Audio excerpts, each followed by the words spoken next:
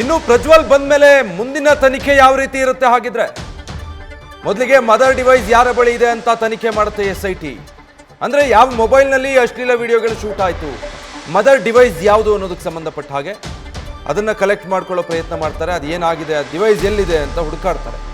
So ಆ mobile ಎಲ್ಲಿದೆ ಅನ್ನೋದ್ರ ಬಗ್ಗೆಯೂ ತನಿಖೆ ಆಗುತ್ತೆ. ಒಂದು ವೇಳೆ ಏನಾದರೂ ಈ ಮದರ್ ಡಿವೈಸ್ ಡಿಸ್ಟ್ರಾಯ್ ಮಾಡಿದರೆ ಅವಾಗ ಸಂಕಷ್ಟ ಫಿಕ್ಸ್. ಯಾಕಂದ್ರೆ ಸಾಕ್ಷಿ ನಾಶದ ಅಡಿ ಪ್ರಜ್ವಲ್ ವಿರುದ್ಧ ಕೇಸ್ ದಾಖಲಾಗೋ ಸಾಧ್ಯತೆ ಇದೆ.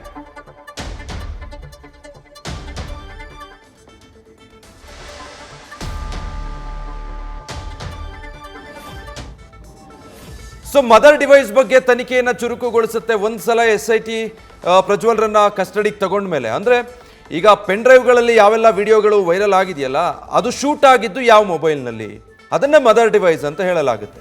ಒಂದು ಮೊಬೈಲಿಂದ ಇನ್ನೊಂದು ಮೊಬೈಲ್ಗೆ ಕಳಿಸ್ಕೊಳ್ಳೋದು ಅಥವಾ ಪೆನ್ ಡ್ರೈವ್ಗಳಿಗೆ ಸಿಸ್ಟಮ್ಗೆ ಕಾಪಿ ಮಾಡೋದು ಅಲ್ಲ. ಮೂಲ ಯಾವುದು, ಯಾವ ಡಿವೈಸ್ನಲ್ಲಿ ಇದನ್ನು ಶೂಟ್ ಮಾಡಲಾಗಿದೆ? ಪ್ರಜ್ವಲ್ರ ಮೊಬೈಲ್ನಲ್ಲೇ ಇದನ್ನು ಶೂಟ್ ಮಾಡಲಾಗಿದೆಯಾ? ಆ ಮೊಬೈಲ್ ಅವ್ರ ಬಳಿನೇ ಇದೆಯಾ? ಈಗಲೂ ಕೂಡ ಆ ಮದರ್ ಡಿವೈಸ್ ಹಾಗೆ ಇದೆಯಾ ಅಥವಾ ಅದನ್ನು ಡಿಸ್ಟ್ರಾಯ್ ಮಾಡಲಾಗಿದೆಯಾ? ಈ ಆಯಾಮದಲ್ಲಿ ತನಿಖೆಯನ್ನು ಎಸ್ಐಟಿ ಚುರುಕುಗೊಳಿಸ್ತಾ ಹೋಗುತ್ತೆ. ಆ ಮದರ್ ಡಿವೈಸ್ ಸಿಕ್ಕಿದ್ರೆ ಪ್ರಮುಖ ಸಾಕ್ಷಿ ಆಗುತ್ತೆ ಅದು. ಹೀಗಾಗಿ ಡೀಟೇಲ್ಸ್ ಕೊಡ್ತಾರೆ ಅಂಕಿತಾ, ಲೈವ್ನಲ್ಲಿ ಜಾಯ್ನ್ ಆಗ್ತಾ ಇದ್ದಾರೆ. ಸೊ ಅಂಕಿತಾ, ಈಗಾಗಲೇ ಎಸ್ಐಟಿ ಟೀಮ್ ಕಾದು ಕುಳಿತಿದೆ ಪ್ರಜ್ವಲ್ ರೇವಣ್ಣ ಆಗಮನಕ್ಕಾಗಿ. ಮುಂದಿನ ತನಿಖೆ ಹೇಗೆ, ಮದರ್ ಡಿವೈಸ್ ಕುರಿತು ಯಾವ ರೀತಿ ತನಿಖೆ ಚುರುಕಾಗಬಹುದು? ವಿಜಯ್, ಪ್ರಜ್ವಲ್ ರೇವಣ್ಣ ಮೇಲಿರುವಂತಹ ಅತ್ಯಾಚಾರ ಆರೋಪ ಪ್ರಕರಣಕ್ಕೆ ಸಂಬಂಧಪಟ್ಟಂತೆ ಈಗಾಗಲೇ ಎಸ್ಐಟಿ ಅಧಿಕಾರಿಗಳು ಯಾವ ರೀತಿಯಾಗಿ ವಿಚಾರಣೆಯನ್ನ ಮಾಡಬೇಕು ಅನ್ನೋದ್ರ ಬಗ್ಗೆ ಕಾನೂನು ಸಲಹೆಯನ್ನ ಕೂಡ ಪಡ್ಕೊಂಡಿದ್ದಾರೆ. ಇಲ್ಲಿ ಪ್ರಮುಖವಾಗಿ ಏನು ಅಂತಂದ್ರೆ, ವಿಡಿಯೋ ಮಾಡಿದ್ದು ಯಾರು, ಅಂದ್ರೆ ಈಗಾಗಲೇ ವೈರಲ್ ಆಗಿರುವಂತಹ ಅಶ್ಲೀಲ ವಿಡಿಯೋ ಏನಿದೆ ಅದನ್ನ ವಿಡಿಯೋ ಮಾಡಿದ್ದು ಯಾರು, ಯಾವ ಫೋನ್ನಲ್ಲಿ ವಿಡಿಯೋ ಮಾಡಿದ್ದಾರೆ ಅನ್ನೋದ್ರ ಬಗ್ಗೆ ಬಹಳ ಮುಖ್ಯ ಪಾತ್ರ ವಹಿಸುತ್ತೆ. ಹಾಗಾಗಿ ಮದರ್ ಡಿವೈಸ್ ಯಾರ ಬಳಿ ಇದೆ ಅನ್ನೋದ್ರ ಬಗ್ಗೆ ಈಗಾಗಲೇ ಎಸ್ಐಟಿ ಅಧಿಕಾರಿಗಳು ತನಿಖೆ ಮಾಡೋದಕ್ಕೆ ಮುಂದಾಗ್ತಾರೆ. ಪ್ರಜ್ವಲ್ ರೇವಣ್ಣ ಅವರು ಬೆಂಗಳೂರಿಗೆ ಬರ್ತಾ ಇದ್ದಂತೆ ಎಸ್ಐಟಿ ಅಧಿಕಾರಿಗಳು ಅವರನ್ನ ವಶಕ್ಕೆ ಪಡೆದುಕೊಂಡು ನ್ಯಾಯಾಧೀಶರ ಮುಂದೆ ಪ್ರೊಡ್ಯೂಸ್ ಮಾಡಿ ಮತ್ತೆ ಕಸ್ಟಡಿಗೆ ಪಡ್ಕೊಳ್ತಾರೆ. ಪಡ್ಕೊಂಡಂತಹ ಸಂದರ್ಭದಲ್ಲಿ ಈ ಒಂದು ಪ್ರಕರಣಕ್ಕೆ ಸಂಬಂಧಪಟ್ಟಂತೆ ಎಲ್ಲಾ ರೀತಿಯ ಮಾಹಿತಿಯನ್ನ ಕಲೆ ಹಾಕೋದಕ್ಕೆ ಮುಂದಾಗ್ತಾರೆ. ಈಗಾಗಲೇ ಹೇಳಿದ ಹಾಗೆ ಮದರ್ ಡಿವೈಸ್ ಎಲ್ಲಿದೆ ಅನ್ನೋದನ್ನ ಪತ್ತೆ ಹಚ್ತಾರೆ. ಅದರಂತೆ ಅದನ್ನೇನಾದ್ರೂ ತಮ್ಮ ಮೊಬೈಲ್ನಲ್ಲಿ ಡಿಲೀಟ್ ಮಾಡಿದ್ದಾರೆ ಅನ್ನೋದ್ರ ಬಗ್ಗೆ ಕೂಡ ಮಾಹಿತಿಯನ್ನ ಪಡ್ಕೊಳ್ಳುವಂತಹ ಕೆಲಸವನ್ನ ಮಾಡ್ತಾರೆ.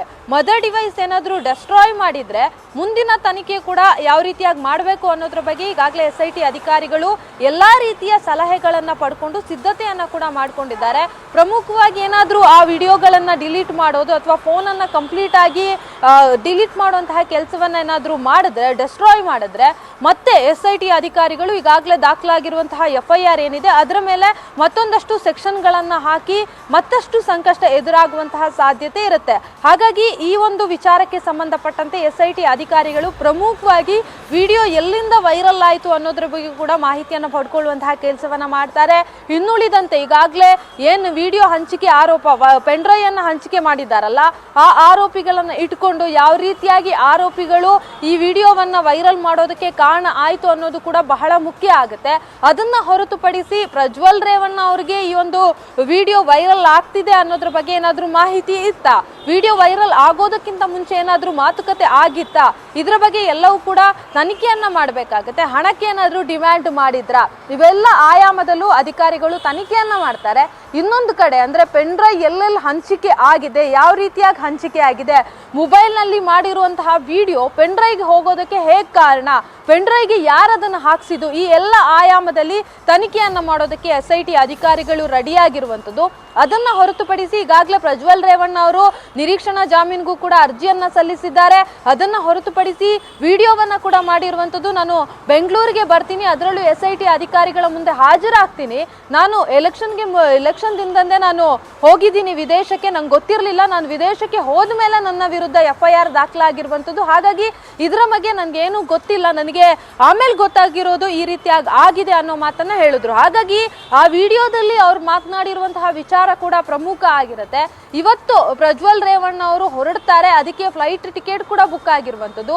ನಾಳೆ ಅವರು ಅಂದ್ರೆ SIT ಅಧಿಕಾರಿಗಳ ಮುಂದೆ ಹಾಜರಾಗ್ತಾರೆ ಅಥವಾ SIT ಅಧಿಕಾರಿಗಳು ಅವರನ್ನ ವಶಕ್ಕೆ ಪಡೆದ ಬಳಿಕ ಯಾವ ರೀತಿಯಾಗಿ ತನಿಖೆಯನ್ನ ಮಾಡ್ತಾರೆ, ಜೊತೆಗೆ ಪ್ರಜ್ವಲ್ ರೇವಣ್ಣ ಅವರು ತನಿಖೆಗೆ ಯಾವ ರೀತಿಯಾಗಿ ಸಹಕಾರವನ್ನ ಕೊಡ್ತಾರೆ. ಈಗಾಗಲೇ ವಿಡಿಯೋದಲ್ಲಿ ಹೇಳಿದ ಪ್ರಕಾರ ಅವರು ಬರ್ತಾರ ಅನ್ನೋದೇ ಒಂದು ದೊಡ್ಡ ಕ್ಯೂರಿಯಾಸಿಟಿ.